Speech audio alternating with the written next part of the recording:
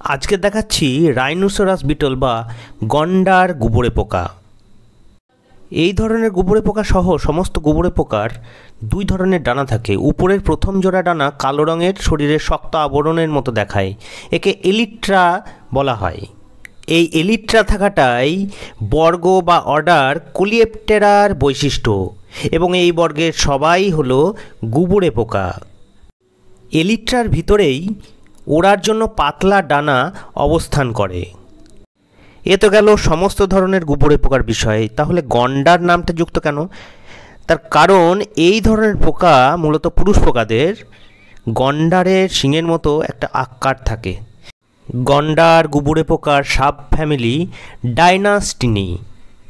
আমি গোটা শ্রেণীবিন্যাসটি ছকে দিয়ে দেব। আজকে হাতে পাওয়া পোকাটির হর্ন বা শিং স্পষ্ট নয় দেখে অনুমান করা যায় এটি স্ত্রী পোকা। এদের স্বভাব, এরা নিশাচর, আলোর দিকে আকৃষ্ট হয়। পূর্ণাঙ্গ অবস্থায় এদের প্রধান খাদ্য গাছের রস। কোকোনাট রাইনোসেরাস বিটল নারকেল গাছের ক্ষতি সাধন করে। অন্যদিকে লার্ভা অবস্থায় এদের খাদ্য পচনশীল জৈব বস্তু, সুতরাং বাস্তুতন্ত্রে উপকারী।